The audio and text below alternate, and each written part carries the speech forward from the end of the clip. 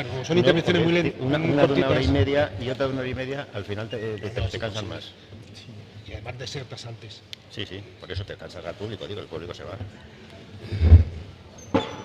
Hola, Ángel.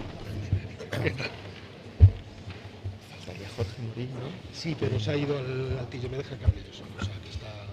Vale, perfecto.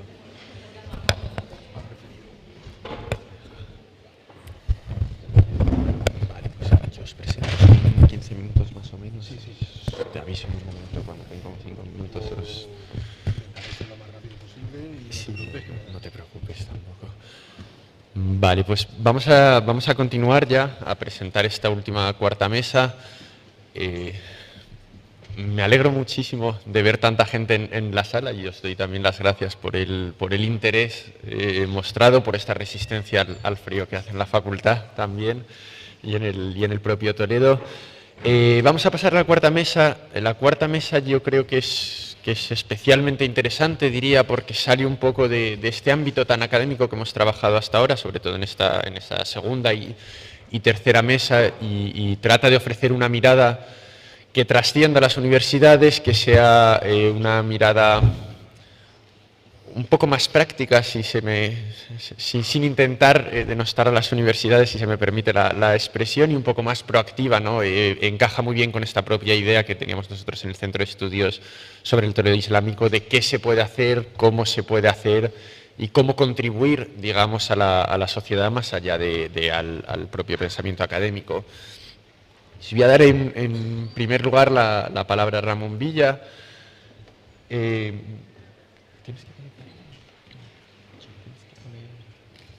Ramón Villa es licenciado en Geografía e Historia, tiene una amplia experiencia laboral como arqueólogo, comenzó hace más de 30 años trabajando como docente y directivo de la Escuela Taller de Oropesa. Posteriormente fundó lo que sería la primera empresa de arqueología en la región, bajo el nombre de Arqueología y Patrimonio, y ya desde el año 2001 trabaja en Administración Regional. Ha trabajado primero como técnico en Gestión de Patrimonio y posteriormente como técnico arqueólogo, con más de 120 intervenciones arqueológicas, con más de 70 publicaciones tanto en publicaciones científicas como en publicaciones divulgativas. Pues creo que nos podemos beneficiar mucho de tu experiencia. Sí, funciona el ratón. Sí, si conseguimos que funcione. Tienes que darle. Espera que te lo voy a poner. Si lo ponéis encima de la aquí. alfombrilla. Pero no, o sea, se ha ido, No está... ha desaparecido de la pantalla. Porque esta lo estaba viendo. Bueno. Ahí, ya lo tienes, gracias. Ahí está. Vale. Cuando quieras. Bueno, buenas tardes. Muchas gracias, Alfonso. Yo no quiero repetir lo que han dicho todos mis compañeros, que es el agradecimiento a la Fundación de Cultura Islámica por este congreso. Lo que quiero es animarles a que hagamos más. Está bien empezar, estará mucho mejor continuar. A mí me parece, y así lo hemos comentado alguna vez, que esto es un punto de arranque que puede llevar a la cultura islámica en Tula y Tula en general, es decir, en lo que ahora es Castilla-La Mancha, a cotas mucho más altas de las que nunca ha estado, si se consigue realmente que haya un centro de estudio del Toledo Islámico que permita trabajar, coordinar, juntar investigadores, que permita lo que estamos haciendo hoy, que es darnos unos a otros nuestros conocimientos para colaborar. Yo vengo aquí no representando a ninguna universidad, ni siquiera en este caso representando a la Junta, sino representando a la Asociación Cultural Tula y Tula. Para los que no los conozcáis, Tula y Tula es una asociación cultural sin ánimo de lucro, evidentemente. Para pasar esta aquí. Es una asociación cultural en la que, bueno, el orden que voy a desarrollar, también para tenerlo claro, es primero presentaros la asociación, luego de presentaros mi ponencia es sobre si existe realmente investigación sobre el mundo islámico en nuestra región. Bueno, vamos a hacerlo a partir del análisis de las presentaciones a la convocatoria de las sucesivas órdenes de investigación. Algunas cuestiones que quiero también desarrollar: Toledo, como desconocida, el Museo de Toledo Islámico, que desapareció y que no se ha vuelto a hablar. Y luego, por último, me gustaría preguntar qué es lo que puede aportarnos la Fundación a nosotros, a Toledo y a la cultura islámica. Tu Lectura es una asociación cultural sin ánimo de lucro que se fundó en el año 97, es decir, lleva ya 25 años, justo, lo vamos a hacer ahora, con el objetivo primero de potenciar el milenario, la celebración del milenario de la Mezquita del Cristo de la Luz. Los fines eran estudiar, fomentar, proteger y divulgar los aspectos relacionados con la historia de Toledo, con particular referencia al periodo antiguo y medieval, y el diálogo entre las culturas con historia común en nuestra ciudad, por una parte, y la recuperación, protección y puesta en valor de nuestro patrimonio cultural. Son los mismos fines que tenemos todavía. Para estos fines, la asociación fomenta la realización de iniciativas que complementan la formación de los socios sobre la historia, el arte y el patrimonio cultural.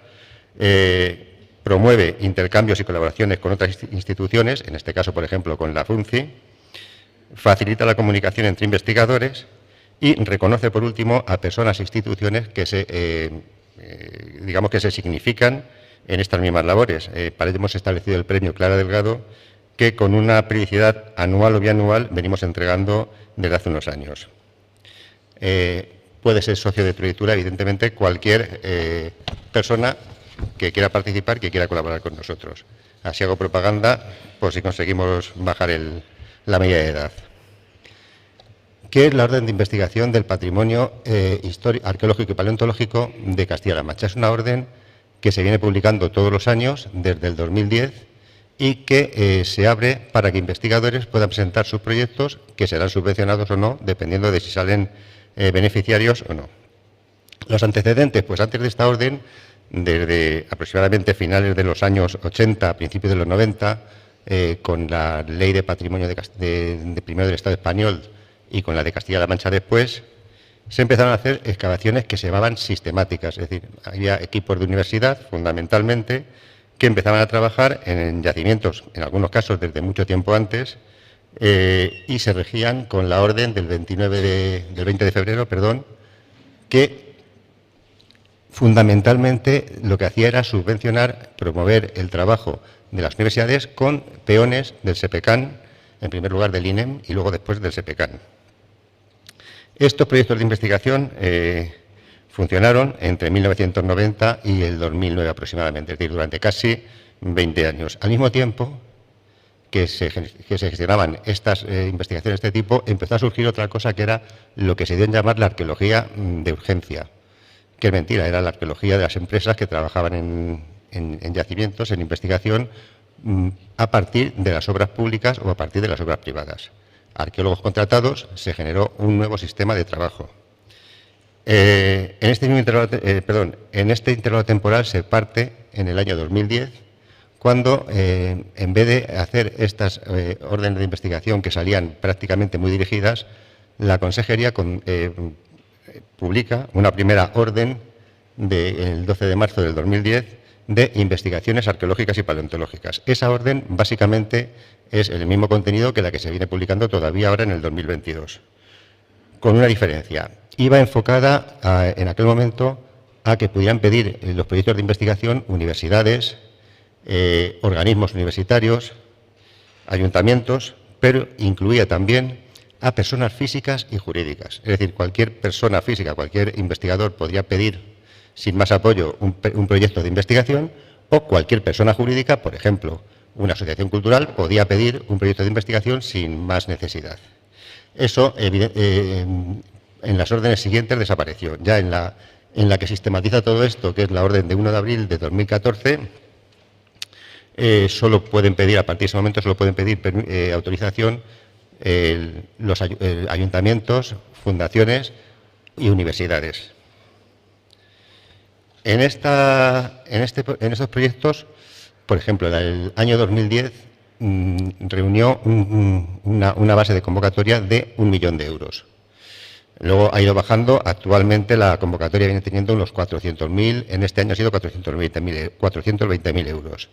Y como ha señalado nuestra viceconsejera, en total, en este periodo, desde el año 2010 al 2022, se ha invertido aproximadamente 10 millones de euros.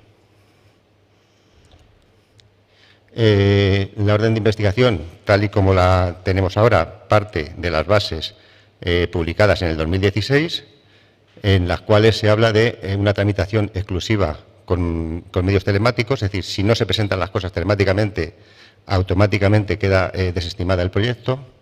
Es un proyecto de concurrencia competitiva, es decir, puedes concurrir cualquiera y compite con los demás proyectos para ver a quién tiene mejor proyecto y quién tiene más subvención. El objeto es la intervención en yacimientos arqueológicos o paleontológicos, bien para excavación o bien para estudio de materiales. Los beneficiarios ya los he comentado. Los requisitos es que el que presenta el proyecto, la universidad, el ayuntamiento, tiene que aportar al menos el 10% del presupuesto que se solicita, puede ser mucho más, pero al menos el 10%, y la solicitud máxima por parte de la Junta son 30.000 euros. Y es compatible con otras subvenciones, es decir, se pueden tener, como por ejemplo comentaban antes Pedro Jiménez, se puede tener subvenciones de la Diputación Provincial de Albacete y no es incompatible, evidentemente, con nuestra de la Junta. ¿Qué se paga? ¿Qué se subvenciona? El personal, material fungible, las técnicas de documentación, es decir, todo aquello que no se corresponde estrictamente con lo que no se paga, que es la conservación, el acondicionamiento, la museización, la puesta en valor, los gastos corrientes o el IVA. Señalo lo del IVA porque es un problema fundamentalmente si quien lo pide es un ayuntamiento, que al ser finalista, digamos, aporta su subvención más el IVA de toda la partida. El mecanismo del procedimiento es, se hace una solicitud por medios telemáticos, esa solicitud, si no está completa, se le hace desde la Administración un requerimiento al solicitante pidiéndole lo que tiene que modificar, se valora, la valoración, ya lo veremos, se hace con un equipo de valoración en parte de la Administración y en parte externo. Sobre esa valoración se da una puntuación, se puede hacer requerimientos sucesivos, si faltan algunas cosas, y cuando se da la valoración definitiva se publica, se da conocimiento a los interesados de la subvención concedida y se empiezan los trabajos, se desarrollarán y luego tiene que presentar la memoria final en la que, digamos, se ajusta a lo que ha pedido y lo que ha hecho. ¿Cómo se hace esta selección? Que quizás es el momento más discutible de todo el procedimiento y el que más nos discuten. Quien hace la selección es una comisión de valoración. Está formada es un órgano colegiado que preside la viceconsejera de Cultura, en este caso de Cultura y Deportes, que emite su informe diciendo qué es lo que valora y cuánto valora cada uno de los proyectos presentados. Está compuesto por la titular de la consejería, por 3 funcionarios de nuestra consejería y 2 funcionarios de la Universidad Española que actúan, digamos, conjuntamente. No tienen más poder ni más voz unos que otros. Y luego hay un funcionario de la consejería que tiene voz pero no voto, que actúa como secretario.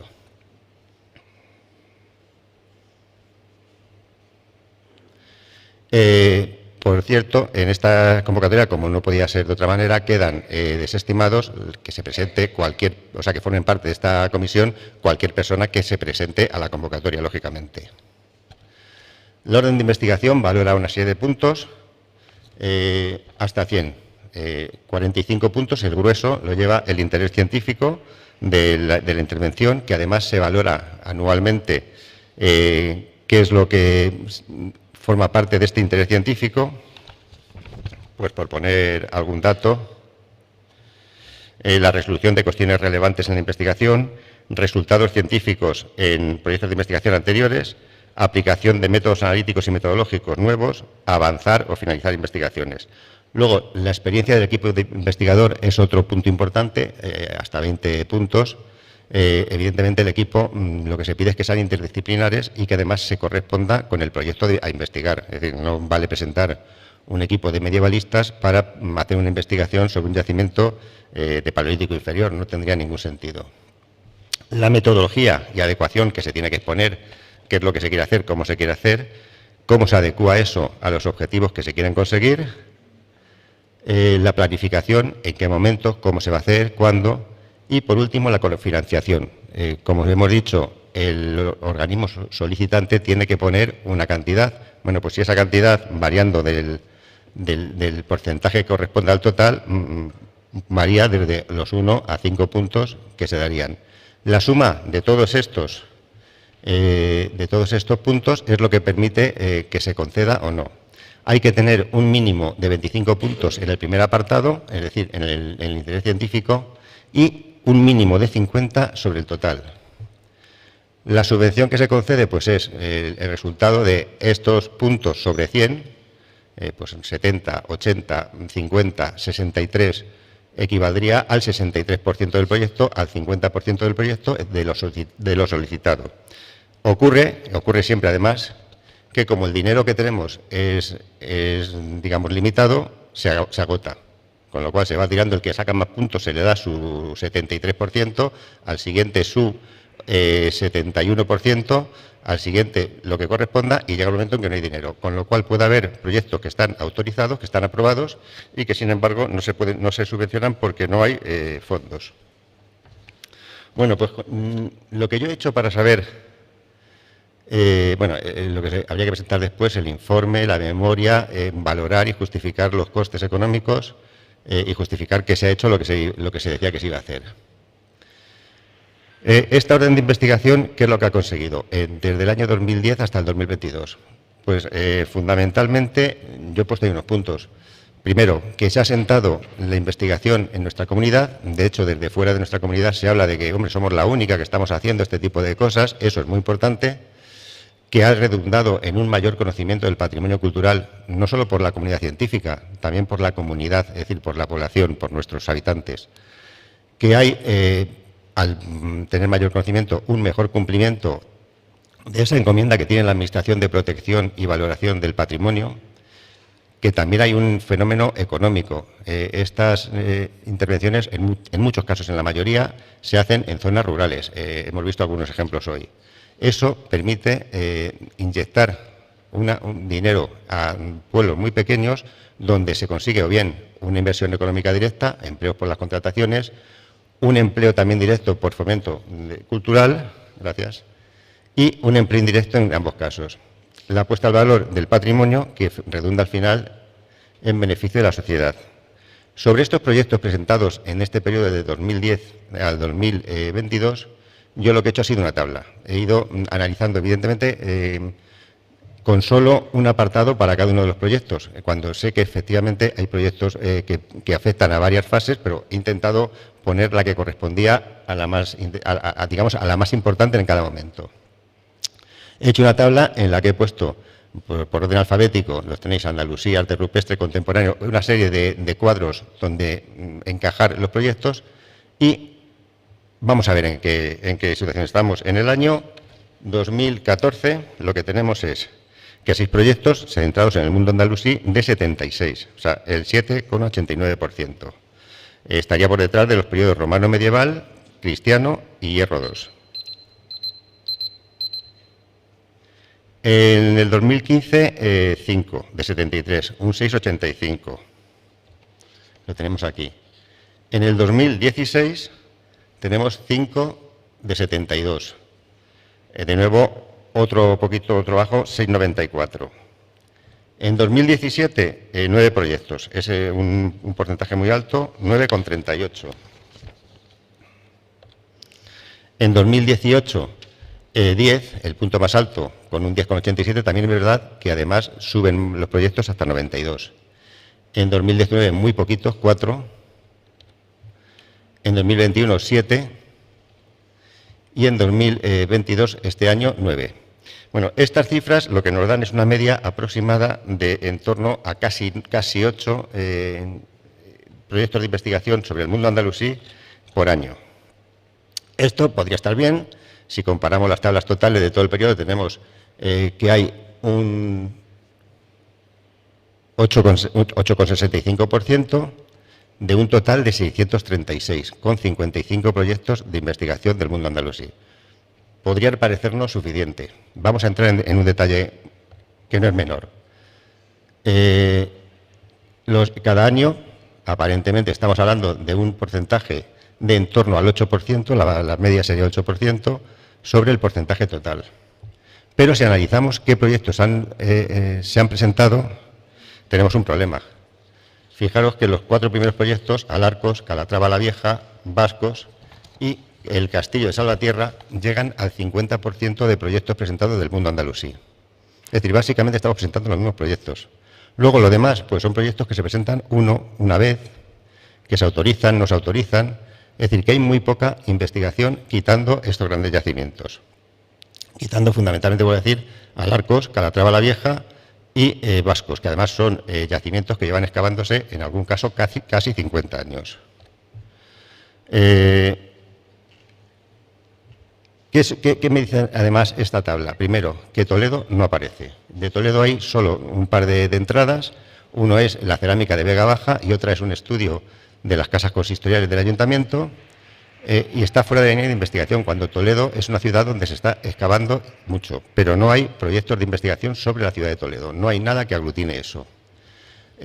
Hay otro fenómeno que tampoco tenemos, que es el Museo de la Cultura Islámica, que en su momento el ayuntamiento se comprometió que iba a montar, no existe, no hay forma de ponerlo en valor. Y, evidentemente, un centro de interpretación de la ciudad islámica tampoco. ¿Por qué saludo el que aparezca la Fundación de Cultura Islámica y proponga hacer un centro de estudio del Toledo islámico? Pues porque si funciona medianamente bien, lo que nos va a permitir es tener un espacio interdisciplinar para contribuir al conocimiento y la protección del patrimonio islámico histórico de Tula y Tula. Esto está copiado, cambiando Madrid por Tula y Tula, de su página web. O sea, estas líneas de actuación posible de investigación, de difusión, de divulgación, de centrar estudios y especialistas, es algo que yo creo que puede venirnos muy bien a todos y a la ciudad. Los hechos y las actividades, yo os animo y nos animo a que empecemos a trabajar en ellos y que con ellos podamos llegar a buen puerto en esta andadura que hoy empezamos. Muchas gracias.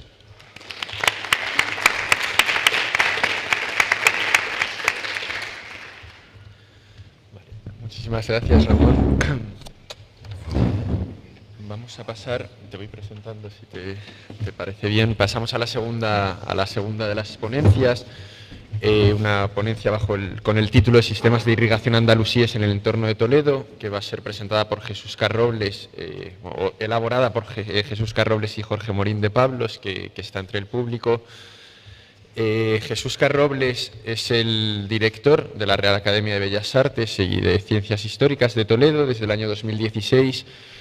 Previamente ha sido el director general de la Fundación El Greco y presidente de la Comisión Ejecutiva del Consorcio Greco.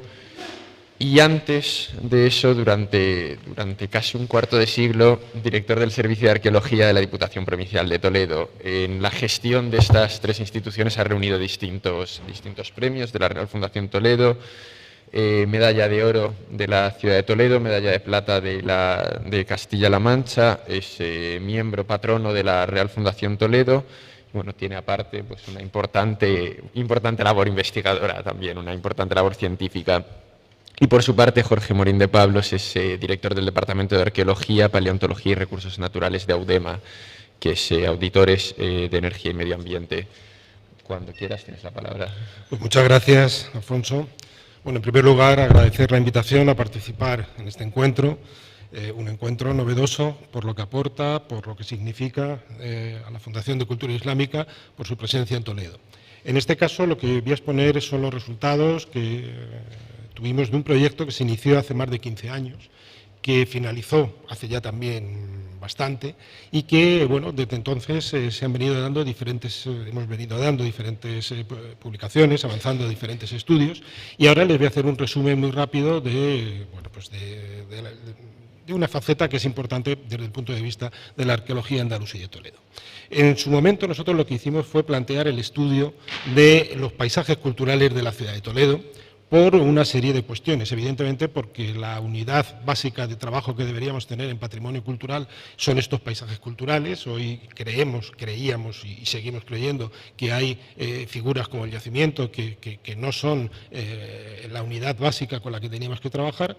Toledo, en este caso, carecía de estudios del paisaje y fue una iniciativa que surgía para tratar de diferenciarlos y empezar el estudio de uno de ellos. Y precisamente empezamos por el de los cigarrales, por considerarlo que era uno de los más significativos de la ciudad, prácticamente es específico, pero también porque era uno de los que más se estaba viendo amenazado desde el punto de vista urbanístico por la evolución que están sufriendo estas fincas y, bueno, pues aprovechar un poco las oportunidades que teníamos en este marco, en este espacio, también para hacer un buen documento urbanístico. Los cigarrales tienen un plan especial de protección, están incluidos también dentro del plan especial del casco histórico, pero curiosamente muchas veces se están haciendo este tipo de... Se arranca la radio cuando quiere. Perdón. Lo que les decía, es decir, que se está haciendo una documentación, unos planeamientos urbanísticos y muchas veces sin un estudio profundo de la realidad histórica de la que parten. En este caso, nosotros lo que hicimos, ya digo, fue un estudio de los paisajes culturales, una metodología de acercamiento a dónde están esos cigarrales, un nivel macro, bueno, pues de todo el término municipal, un nivel micro medio mucho más cercano donde se concentran la mayor parte de los cigarrales y un nivel micro que centramos en dos de estas propiedades, la Quinta de Mirabel y el Cigarral de Menores, por muy diferentes motivos que ahora no les puedo explicar, pero que tienen una cierta lógica a la hora de poder obtener una serie de resultados. A partir de ahí se iniciaron toda una serie de trabajos, bueno, como ven, desde entrada en pozos a prospecciones, estudio histórico, todo tipo de excavaciones, estudios de sedimentos, estudios de polen y demás, que nos permitieron, bueno, pues avanzar y plantear una serie de hipótesis de trabajo que luego fuimos confirmando a lo largo de los 5 años en los que estuvimos trabajando en este proyecto. Lógicamente, al enfrentarnos a un espacio con estas características, un espacio periurbano, estamos hablando de áreas que están a 1 kilómetro, poco más de 1 kilómetro de la ciudad de Toledo, lo primero que hicimos fue el estudio de las infraestructuras, porque eran los canales que explicaban, que vertebraban la totalidad del territorio. Y lo primero que vimos es que había toda una serie de estructura de caminos, una serie de estructura viaria, muy diferente de la consolidada hoy día, que evidentemente nos estaban hablando de un minifundio, nos estaban hablando de una propiedad, de un modelo de propiedad muy distinto, y que nunca había sido tenido en cuenta ni se había estudiado. Pero, sin embargo, lo que más pista nos dio, o lo que más, donde empezamos a trabajar de una manera más sistemática, fue a partir de los sistemas hidráulicos.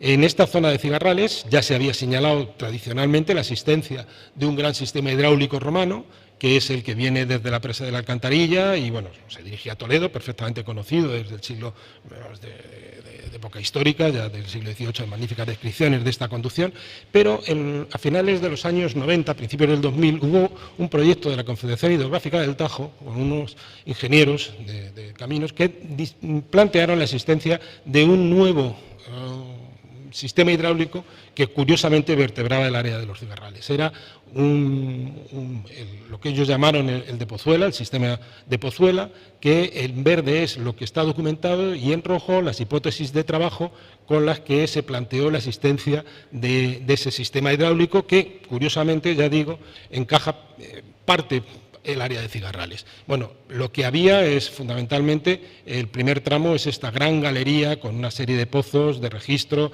unos niveles, unas captaciones, es decir, ven las características de esta obra, una gran obra de cientos de metros conservados, perfectamente conservados. En fotografía aérea vemos como hay como una especie de agüeras, como una especie de cubetas de recogida de agua, la galería en el centro, aquí están todos los pozos. Estamos hablando de una gran obra, de una obra compleja que se suponía que se dirigía hacia el interior de la ciudad a través de un canal excavado en la roca. Bueno, pues la característica de este tipo de sistemas que se podrían plantear como de la antigüedad. Aquí habría una serie de posibilidades para el cruce del río y demás. Bueno, nosotros cuando vimos esto, evidentemente nos planteó numerosas dudas. La primera es que estamos hablando de un canal que vendría por esta zona, pero en el que nunca nunca se ha señalado una obra de paso en torno a la zona del Puente San Martín. Nunca se ha planteado no se ha encontrado ningún resto de esa obra antigua que evidentemente hubiera dejado importantes restos.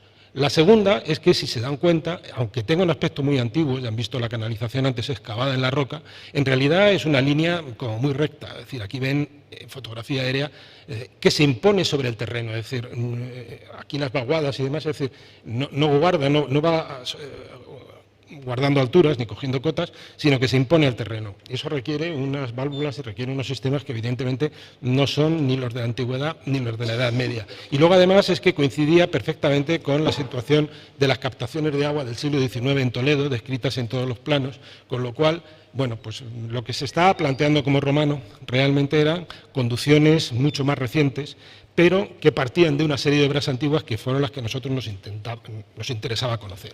Y además plantear que estábamos ante obras muy diferentes. Esto es una galería de traslado de obra romana, un acueducto romano, pero esto es otra cosa, que es una galería de drenaje, de captación. Esto es un canat, esto es una tecnología...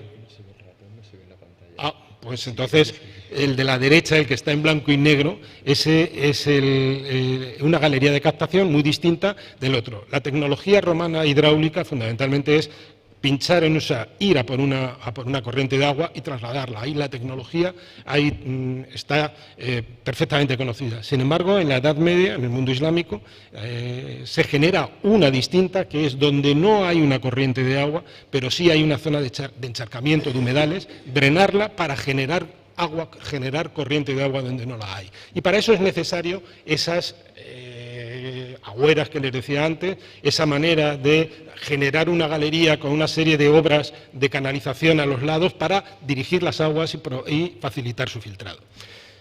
¿Qué es lo que ocurre? Pues que cuando nosotros nos pusimos a estudiar toda esta zona, evidentemente además no estamos hablando de una galería excepcional que podía ser una obra antigua, sino que estamos hablando de un modelo que está totalmente generalizado por toda la zona de Cigarrales. Aquí tienen otra galería donde pueden comprobar cómo está la cubierta de esa bóveda para el drenaje y cómo están a los dos lados las zanjas para facilitar que el agua se vaya filtrando al interior.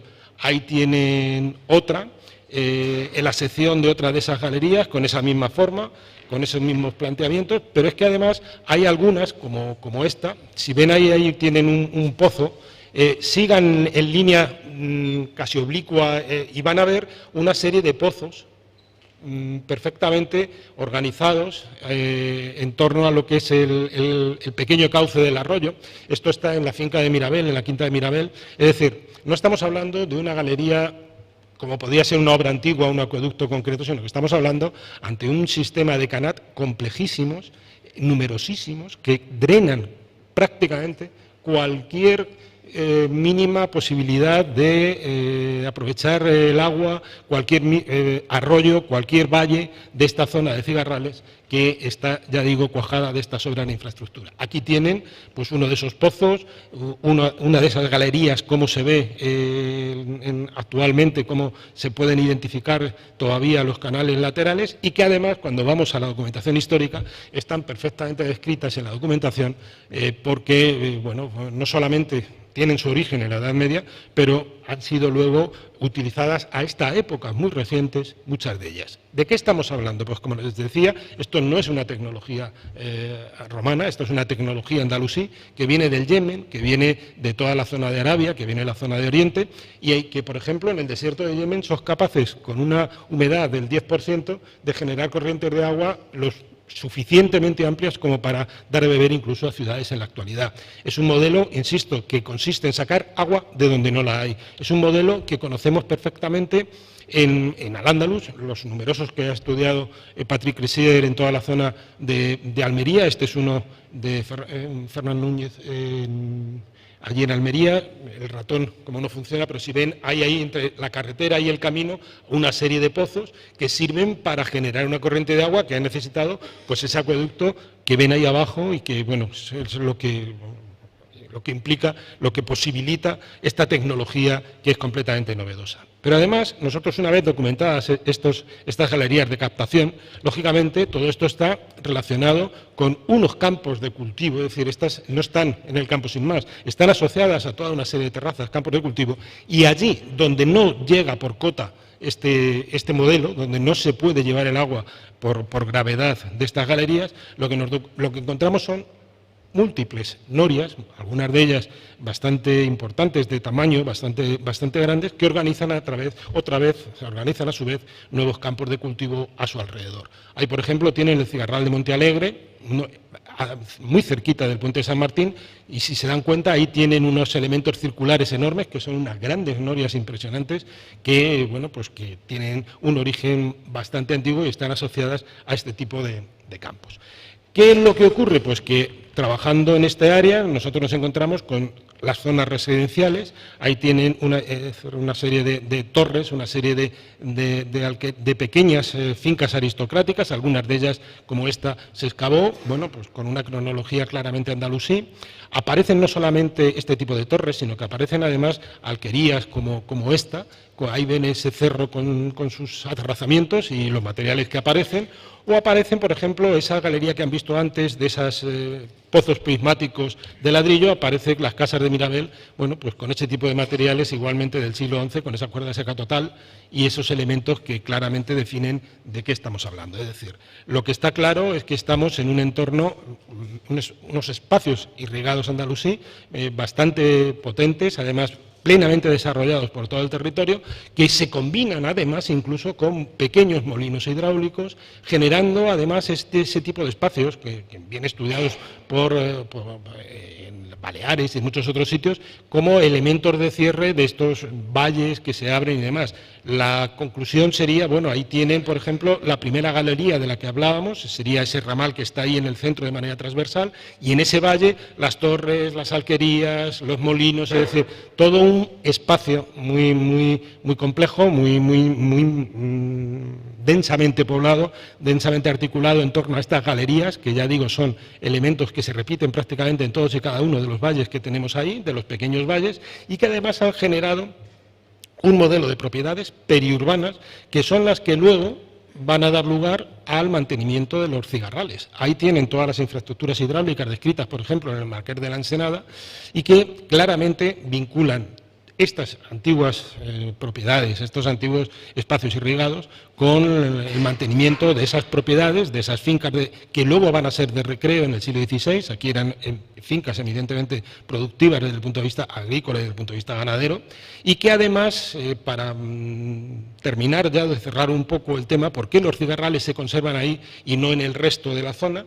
El resto de todo lo que es el espacio periurbano de Toledo también está plagado de estos sistemas de captaciones, estos sistemas de irrigación, pero justamente ahí en los cigarrales se mantienen por la riqueza que tienen estas fincas, por las posibilidades que dieron estas fincas en relación al ocio de la ciudad, y porque se quedaron justo comprendidas entre las grandes dehesas que se organizan en el siglo finales del XII, sobre todo principios del XIII, que generan ese modo de producción feudal absolutamente diferente, que se impone sobre los espacios irrigados y los anula y los borra un poco del campo tal y como lo conocemos hoy, pero que, insisto, ahí están y forman parte de los paisajes culturales de la ciudad de Toledo.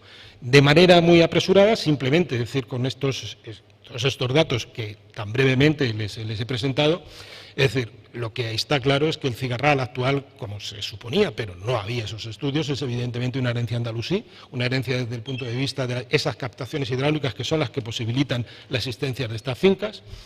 Este cigarral también es un nuevo ejemplo de esa utilización del agua en Al-Ándalus y también explica un poco todo el tema del desarrollo agrícola toledano. No solamente estamos hablando de la Huerta del Rey, no solamente estamos hablando del capricho de un rey, de Al-Mamun, ni de Ibn Wafid, ni de Ibn Luyún, ni mucho menos. Estamos hablando de todo un gran sistema de irrigaciones, de huertas, de producciones que, lógicamente, explican perfectamente, bueno, pues ese desarrollo de la agricultura y de los tratados de la agricultura en el Toledo del siglo XI. Y también, y ya para concluir, plantear que Toledo es una ciudad privilegiada no solamente para el estudio del mundo islámico, no solamente por ser una de las grandes ciudades del Al-Ándalus, sino por tener un entorno, como pueden ver y comprobar a través de estas fotografías, todavía bastante bien conservado. Es decir, tenemos la posibilidad de estudiar estos paisajes y generar, bueno, pues un modelo doble de estudio, muy difícil en cualquier otro sitio, de una gran ciudad andalusí como es Toledo, con ese entorno que todavía nos permite un modelo de acercamiento diferente. Y además para entender una sociedad tan compleja que permite entender la existencia de esos pequeños molinos de cubo a poco más de 600, 700 metros de las grandes aceñas del siglo X y del siglo XI, que eran las grandes máquinas de su tiempo. Simplemente con esto es presentarles este proyecto que ya digo se hizo hace cerca de 15 años, pero que sigue dando resultado y que de alguna manera yo creo que nos cambia también la visión, porque hoy se ha hablado de esas huertas de Levante, hoy se ha hablado de esas huertas del Este, pero es que esas huertas, esos mismos avances, esas mismas tecnologías se estaban dando en la ciudad de Toledo en el siglo XI. Muchas gracias.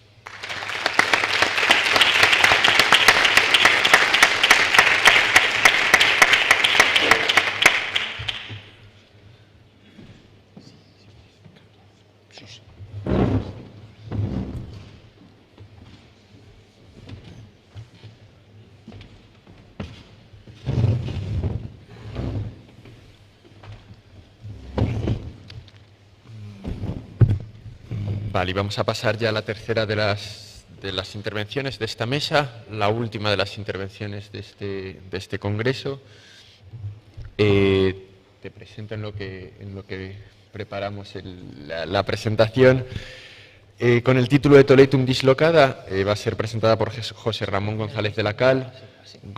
José Ramón González de la Cal es doctor, arquitecto en infraestructuras, territorio y medio ambiente, es profesor y subdirector de la Escuela de Arquitectura de Toledo. Bueno, entre las múltiples obras que has realizado, múltiples proyectos, he visto como algo de peso y llamativo que ha sido Premio de Arquitectura de Castilla-La Mancha en 1998, en el 99, en el 2001, en el 2005, Premio a la Mejor Obra de Vivienda Pública en el año 2005 también. Me gustaría, antes de acabar con esta presentación, con esta breve presentación, darte las gracias también por la cesión de esta exposición que hemos tenido la oportunidad de presentar, que he presentado yo un poco más en detalle en mi intervención en la primera mesa, pero que ha sido un gusto. Creo que contribuye, ¿no?, a decorar y enriquecer este congreso. Espero que sea la primera de muchas colaboraciones con la Escuela de Arquitectura. Cuando quieras tienes la palabra. Muchas gracias, Alfonso, por tus generosas palabras. Bueno, los arquitectos, yo estoy un poquito descolocado aquí, y además el título es un poco así también, porque yo no soy arqueólogo, no soy historiador, he venido hoy aquí a la universidad, se viene sobre todo a aprender, he aprendido muchas cosas, y tampoco soy un especialista del mundo islámico. Cuando me llamó me puso una especie de compromiso, pero también me parecía feo decirle que no. Entonces, yo en lo que sí que soy bueno es en la observación. Observo e intento dibujar. Nosotros los arquitectos nos dedicamos a observar y dibujar. Cuando me pase me cortas y terminamos. Yo sé que hay poco tiempo, que estamos terminando. Me gustaría primero agradecer la exposición que ha hecho Jesús, que me ha parecido muy interesante y que viene a ir, creo que muy bien a hilvanar con lo que voy a intentar contar, que es la forma de la ciudad. Y veía en esta presentación que hacía Jesús un tema interesante, y es la monumentalidad romana del acueducto frente al ingenio islámico. Como dos formas distintas de hacer un tratamiento de ese elemento tan fantástico que es el agua, y que hoy en nuestra ciudad es un líquido elemento del agua. Está un poquito, si hablamos del Tajo, estaríamos en una situación deficitaria frente a la inteligencia de otras épocas, ¿no? Voy a hacer una exposición en la cual me interesa el tema islámico, el tema de la cultura, mirar sobre todo al pasado y mirar la ciudad para mirar sobre la memoria, sobre lo que haya sucedido, para entender lo que creo que debemos entender y hacer en el futuro. O sea, un arquitecto se dedica sobre todo a proyectar, y proyectar es lanzar cosas hacia adelante. Pero para proyectar cosas hacia adelante hay que tener, yo creo, el pozo del conocimiento del pasado. La ciudad islámica, probablemente el conocimiento sobre la forma de la ciudad islámica, no ha sufrido tantos avances como el que haya podido tener el conocimiento de la ciudad tardoantigua, y creo que este congreso viene a reivindicar un esfuerzo que tenemos que hacer todos por avanzar en una parte de la historia de nuestra ciudad que es importantísima, que es lo que voy a intentar dejar sobre sus conciencias. Voy a desarrollar cuatro apartados, que es la forma de la ciudad, la importancia de la casa-patio, el proceso de remonumentalización, la gestión del agua y las permanencias. 5 apartados, perdón, que yo creo que explican muy bien la forma actual de la ciudad y en los cuales el mundo islámico tiene mucha presencia en Toledo y tiene mucha importancia. Realmente de este tema empecé a interesarme y voy a lanzar una idea, y es que no deberíamos hablar ya de ciudad de las 3 culturas. No sé si me voy a meter en un lío, pero creo que deberíamos hablar de una ciudad de una única cultura, que es la cultura clásica, de herencia grecorromana. Si van algún día a la catedral, imagino que muchos de ustedes lo habrán observado, y ahí tienen la fotografía, los arquillos del triforio son polilobulados. ¿Qué sucede aquí? O sea, viene el mundo cristiano, se expulsa a una supuesta cultura que tiene otra religión, y acabamos construyendo al modo islámico la arquitectura nueva, la arquitectura, digamos, más moderna de aquel momento, con los alarifes islámicos. Probablemente la historia se nos haya contado de una forma un tanto distorsionada, sesgada, y lo que se nos ha contado como en apartamentos estancos tenga una cierta más transferencia de conocimiento y sea más difícil entender que haya distintas culturas y que deberíamos hablar de distintas religiones, pero de una única cultura. Distintas religiones que son 3 religiones que, por cierto, son monoteístas. Bueno, pues cuando vayan a la Girola, miren hacia arriba y verán el Islam en la Catedral de Toledo, un hecho absolutamente singular y fantástico. El primer plano que tenemos de Toledo es el plano del Greco, el primer, digamos, documento cartográfico importante, que tiene una cosa ya respecto a la cartografía que hacemos ahora, que es absolutamente desastrosa. Si entran en Internet y entran en el catastro, verán que los planos de la ciudad son bastante peores de los que se han construido y dibujado en los últimos 5 o 6 siglos. Y es que los planos normalmente están orientados al norte, y el plano del Greco está orientado al revés, está orientado, digamos, al naciente. Es decir, tendríamos un cambio la cartografía moderna se orienta de forma distinta. Pero ese plano que si lo comparamos con el último gran plano de la ciudad, en el cual se recogen los monumentos, que es un plano de Ibáñez Íbero del principios del siglo XX, pues vemos que el Greco, sin conocimientos de topografía, ha hecho una descripción de la forma de la ciudad bastante precisa. Ibáñez Íbero ya disponía de herramientas topográficas, y si ponemos los dos al lado y además digamos, los ponemos en la orientación norte para poder compararlos, pues vemos que son prácticamente clavados. ¿Esto qué quiere decir? ¿No ha cambiado la ciudad desde el siglo XVI al siglo XX? No, ha mantenido su forma, ha habido muchas persistencias, pero lo que es la forma de la ciudad, la forma de la ciudad hasta la aparición de los nuevos barrios ha permanecido dentro de murallas. Si volvemos a coger el plano del Greco, estos son unos dibujos en los que yo trabajé con Julio Porres, padre, creo que estaba por ahí su hijo, cuando yo era estudiante, el Toledo y sus planos, que es un libro de referencia para entender la ciudad. Yo creo que cualquiera que se dedique al urbanismo, no al planeamiento, que son 2 cosas distintas, debería tener ese documento de la ciudad presente y mirarlo de forma continua. Pues si cogemos y dibujamos el espacio público, que es realmente la ciudad, es nuestra casa, parece ese entretejido que casi parece un organismo carente aparentemente de orden, que podemos comparar pues con barrios de Granada, con zonas de Egipto, incluso con Córdoba. Pero la ventaja que tenemos en Toledo es que tenemos el kit compacto de toda la ciudad. ¿Por qué es esto importante? Porque es uno de los grandes dilemas que arqueólogos, historiadores, arquitectos siempre nos preguntamos qué sucedió en la ciudad para que una ciudad de fundación clásica como es la Toletón romana, en un determinado momento hay un dislocamiento y el espacio urbano monumental del Cardus y el Decumanus se convierte en esta cosa que aparentemente es alocada y dislocada, ¿no? Pues no es tan dislocada, ya se lo voy a demostrar. Si cogemos un fragmento de la ciudad, vemos que es una ciudad hecha a base de poros, que son patios, ¿no? Y si son capaces de entornar la vista y ver los patios son cuadraditos, tampoco es una cosa complicada, ¿no? Bien, el primer plano de arquitectura que se conoce es sobre una tablilla cerámica grabada con un punzón de una casa patio. Ahí tienen el dibujo, la traza de una casa patio sumeria. El patio está en el centro, es un documento del cual se podría estar hablando, de ese simple dibujo se podría estar hablando bastante tiempo. Voy a ser un poquito sintético. Ven que tiene una entrada en la parte de abajo, que la entrada no está centrada, que es como los zaguanes de Toledo, que tiene una entrada frontal y luego para ocultar el patio se desvía la siguiente puerta a un lateral. Al patio dan todos los habitáculos, no tiene ventanas, es decir, la casa está mirando hacia el patio, eso que Borges describe también, ese hueco por el cual el cielo se derrama y el universo entra en la casa. Hay atrás dos habitaciones simétricas, con lo cual nos está hablando probablemente de un uso social segregado. Hay habitaciones más pequeñas, con lo cual estaríamos hablando también de las funciones. Hay espacios que sirven, otros que son servidores. No tiene ventanas.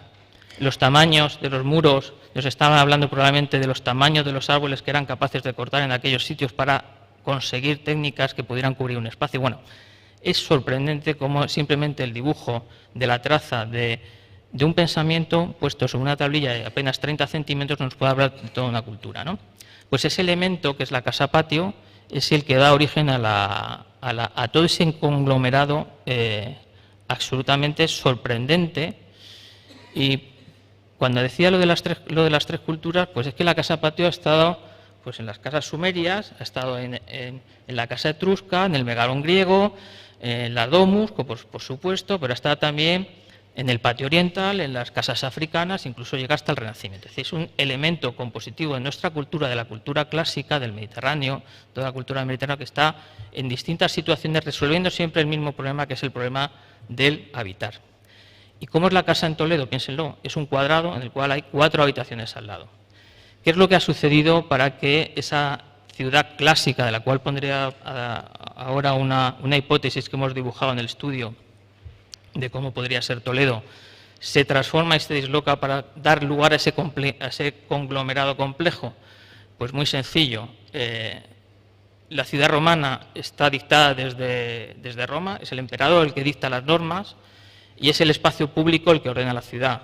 La ciudad islámica se organiza desde dentro, es el habitar particular, el individual, el que se organiza en torno a un cuadrado, el que organiza las 4 casas, y el espacio público es el residuo. Es un cambio de mentalidad.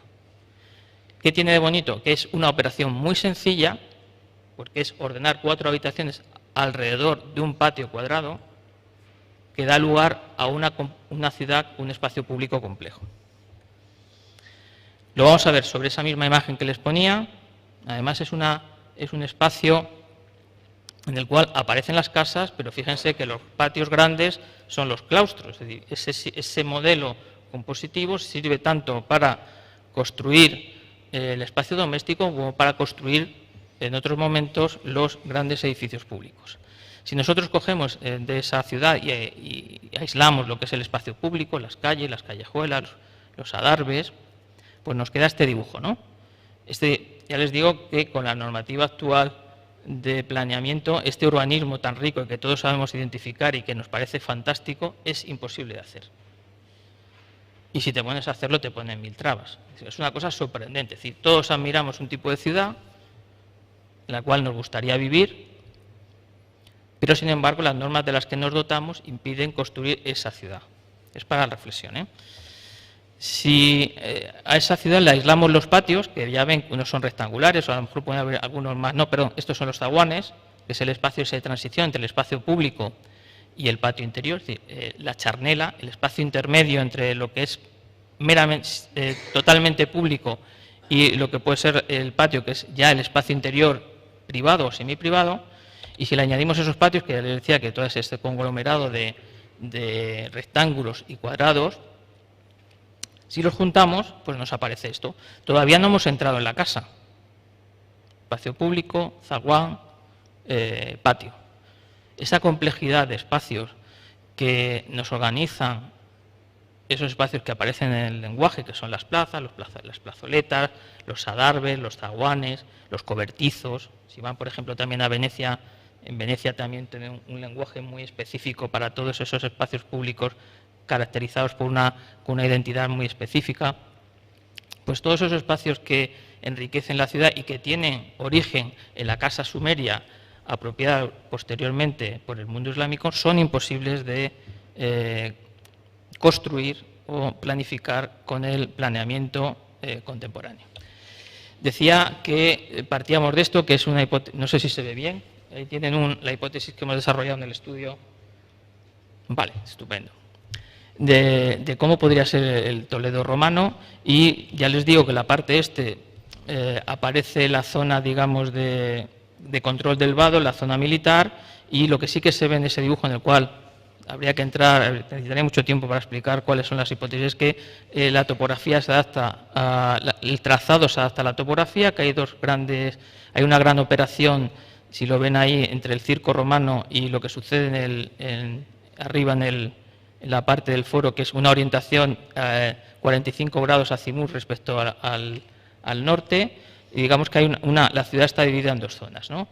Y sobre ese orden absolutamente monumental y geométrico y cardinal, es sobre lo que nos vamos a encontrar cuando actuamos. Esta es la intervención que hicimos en las termas monumentales de Amador de los Ríos. Nos vamos a encontrar en la ciudad esto, que se superpone la ciudad romana sobre la ciudad islámica, dislocadas en un leve giro, y muy probablemente por esta operación de cambio de mentalidad cultural de utilización del espacio público. Hay en gris ven el espacio romano, las termas, que nos permitió vistar las trazas, hacer una reconstrucción de cómo sería ese edificio monumental, en el cual hay una cosa muy curiosa, y es que si alguna vez van a los museos vaticanos y entran a las habitaciones de Rafael, verán en el techo, en el cielo raso de Tommaso Lauretti, esta pintura magnífica, en la cual, si nos aproximamos, aparece descrita los edictos de Constantino cuando manda destruir todos los ídolos paganos. Ahí ven una escultura tirada en el suelo y un crucifijo en el fondo. Bueno, pues en estos sótanos, cuando hicimos la excavación, nos encontramos nuestra escultura, que es esta escultura romana en mármol de Paros, copiada de una escultura griega del siglo IV y copiada por los romanos y traída a Toledo, pero es que nos encontramos también el crucifijo. Es decir, luego la realidad te acaba refrendando aquello que los artistas habían reflejado, Tommaso Lauretti había reflejado en los cielos rasos que le habían encargado el Papa Gregorio. Les he hablado también de cómo la gestión del agua va a ser un elemento también determinante en el entendimiento de cómo va a ser la ciudad islámica. En ese proceso de desmonumentalización va a desaparecer el acueducto y aparecen los pequeños baños, y lo cual estaríamos hablando de que esas termas monumentales de 3.000 metros son sustituidas luego por pequeños baños que se van a localizar. Ese es el plano el que deberíamos incorporar a ese plano futuro que hay que hacer la ciudad del Toledo islámico. Pequeños baños de no más de 150 metros cuadrados. Si a esos baños les añadimos las mezquitas, pues vamos entendiendo de cómo en determinados ejes, como es el eje de Tornerías, aparece una acumulación de elementos patrimoniales de esta época importantes. O luego te aparece en este baño, como el que intervenimos en el baño del Ángel, que está dentro de la judería y que te hace pensar, dice, bueno, ¿cómo puede ser que dentro de la judería, que estaba cerrada, aparece un baño que tiene la configuración, y voy terminando, la configuración de baño islámico? Y acabaría con la permanencia de los usos. La ciudad romana, veíamos cómo, pues donde estaba probablemente el ejército, hoy tenemos el Alcázar, y por ahí antes estuvo el Alfisén. donde estuvo el mercado de ganado está ahora Zocodover, donde tenemos las termas y los edificios monumentales tendríamos Hacienda, Lorenzana. Es decir, la ciudad no ha cambiado tanto, la ciudad se ha superpuesto en sus usos, se ha ido transformando, y esto me lleva a entender también de que los usos son parte también importante del patrimonio. Hay de las grandes aventajadas a su época y que yo creo que avanzan bastante y que hay que reivindicarla, y aquí se ha hablado de ella, es Clara Delgado, cuando habla de la zona comercial de Tornerías, en la cual estaría el edificio que nos ha presentado Arturo, con esa orientación cardinal norte-sur, este-oeste, en un elemento estructurante también de la ciudad romana que comunica norte-sur. Hay dos elementos, dos calles en la ciudad, una es la de Tornerías y otra es el eje de la calle de la Plata y Alfonso X, que comunica este-oeste. Hasta hace poco han estado los comercios, esto es un trabajo que hicimos para ayuntamientos sobre ejes comerciales, muchos lo recordarán, si a estas personas les quitamos la vestimenta probablemente podrían haber sido romanos, podrían haber sido musulmanes, podrían haber sido gentes de distintas épocas, es decir, los usos han pervivido. Los usos han pervivido y ahora estos usos que van desapareciendo y que se están sustituyendo probablemente por turistas, ¿no?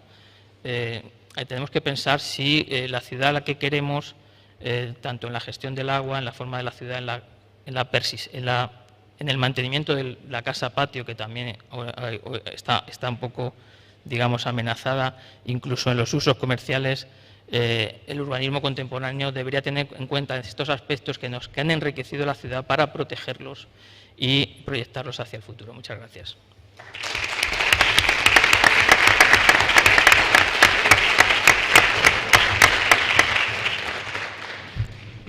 Bueno, pues muchísimas gracias a los tres por las intervenciones. Uy, va. Nada. Me vas a permitir, yo creo, José Ramón, que se responde muy bien este comentario inicial que hacías tú sobre el cambio de disciplina que suponía esta intervención y cómo encajaba en el Congreso. Creo que queda muy bien encajado. Para mí era algo fundamental porque refleja muy bien la pervivencia, ¿no?, de todo este legado en el Toledo actual y sobre todo el gran reflejo que tiene inicial, que más allá del patrimonio va a ser la arquitectura y el plan urbano. Entonces, me parece que tiene un encaje estupendo. Vamos a abrir un turno de preguntas antes de terminar. No sé si hay alguna pregunta, comentario.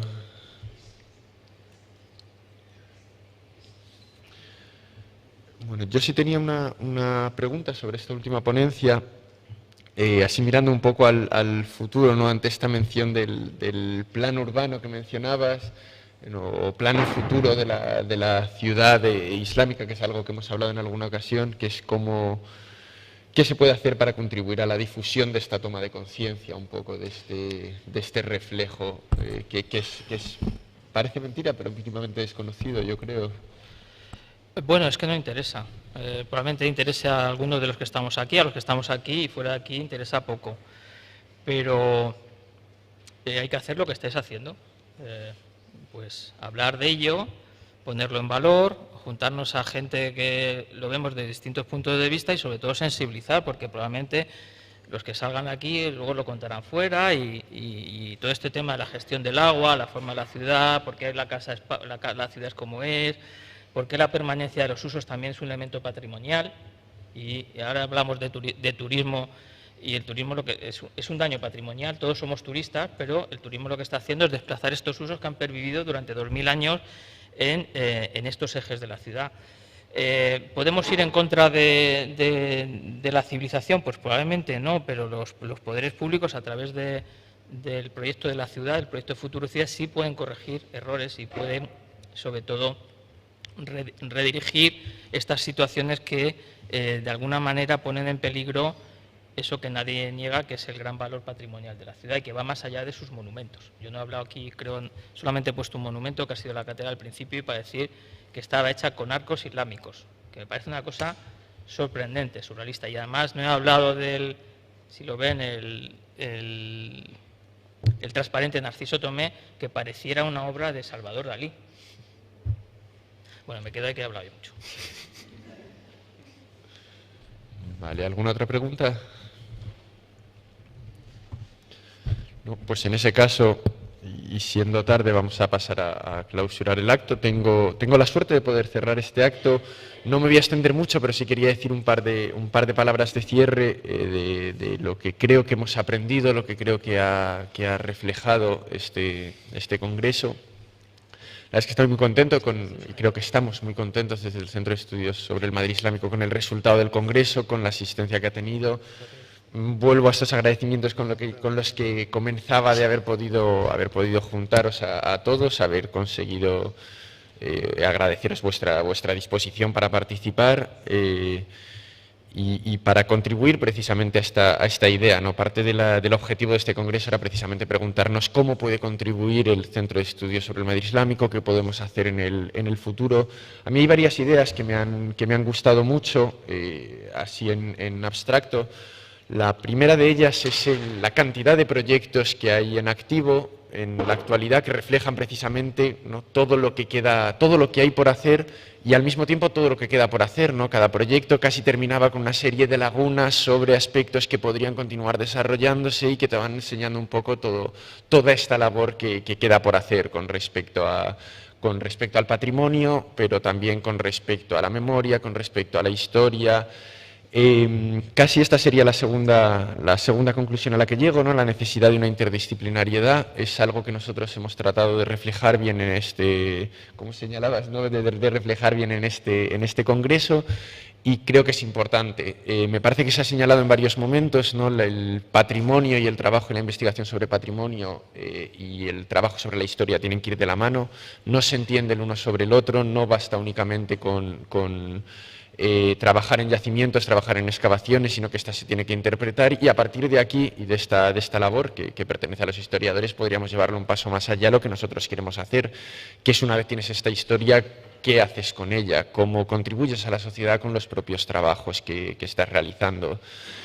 El Centro de Estudios sobre el Toledo Islámico surge precisamente con esta idea, ¿no?, de trasladar el conocimiento desde las universidades, de las investigaciones, desde los proyectos a la calle, a las contribuciones para el desarrollo, este desarrollo sostenible que mencionaba yo. Y creo que sería uno de los grandes objetivos. Y creo que precisamente para esto necesitamos contar con toda esta interdisciplinariedad, con todos estos investigadores.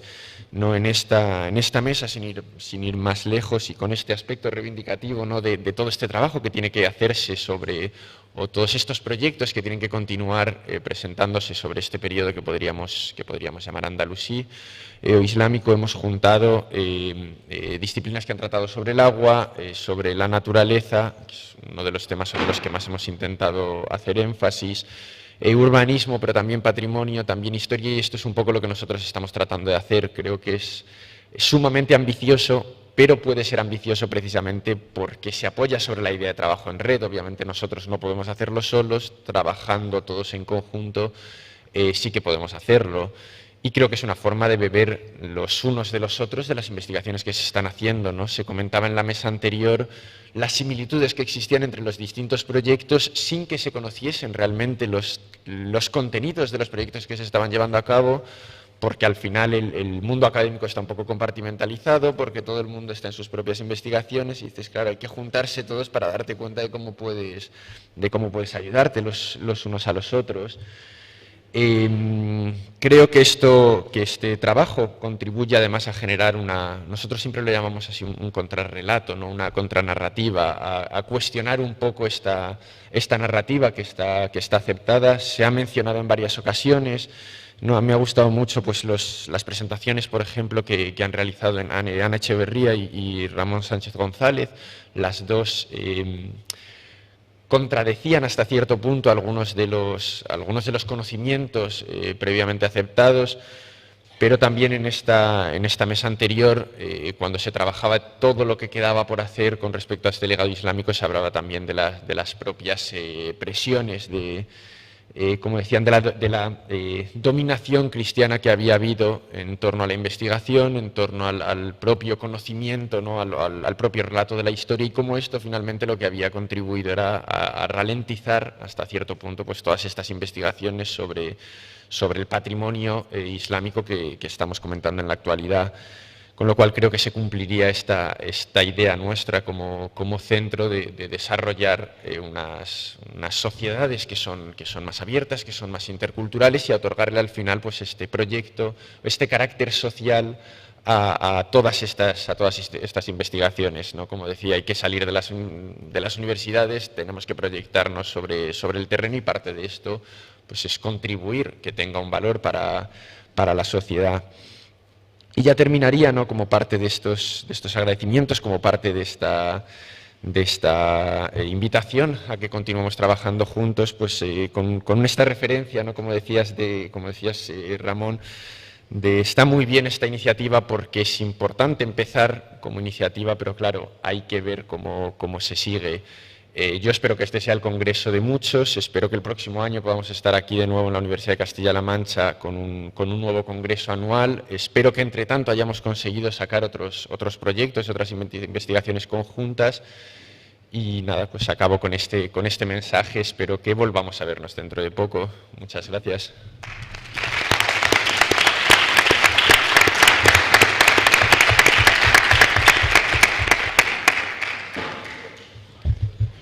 Listo. La presentación que te he hecho no he mencionado nada de la íntula, te he presentado a ti y digo, joder, se me ha quedado lo más importante. A mí también se me ha quedado bastante cosas. Es que ya te... No, son las cosas del directo. Pero bueno, Sí, no, la verdad es que y asistencia, la verdad es que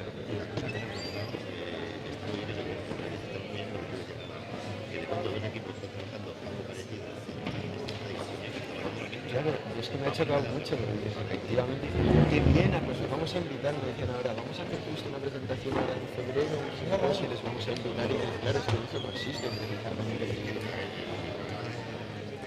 que si lo compartes,